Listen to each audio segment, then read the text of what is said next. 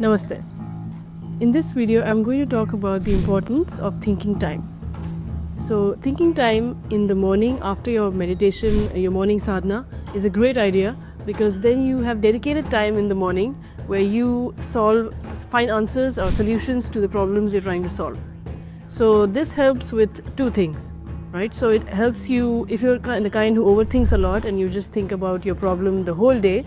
Then instead of that, if you have a dedicated time in the morning, then you will reduce that overthinking and you'll develop a discipline where you dedicate time for it, and you know that this is a time that you need to have quality thoughts. You shouldn't be running in loops of circles about the same thought again and again, which is what overthinking is. So Guruji calls it underthinking, because you're actually thinking the same thought again and again and you're like running circles like a hamster in a wheel.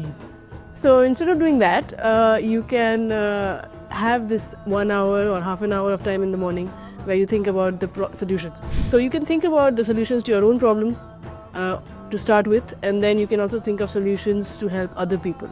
So then you go beyond yourself and you become of value to other people in the world, right? Which is also something that will bring you happiness and gratitude and money from other people.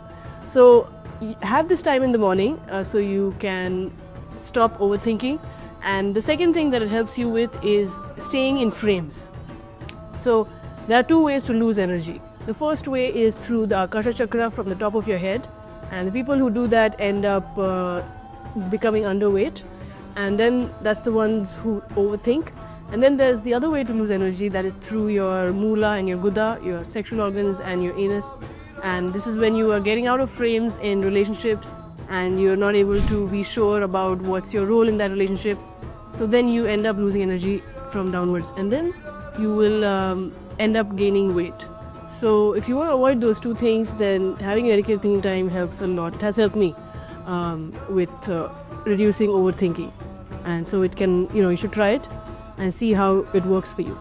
The other thing that I learned today is that where Guruji asked me, what is the thing that takes the most energy? And the answer to that question I didn't know, but he told me the answer is thinking. So the most energy taken by your mind and body is thinking. Now, in order for you to have enough energy to have high quality thoughts, you need to make sure that you follow Devi Maryada. The Devi Maryada that you follow helps you cultivate energy and receive energy from the earth, from the sky, from the sun and the moon, and from charged water, and from good quality sleep at night.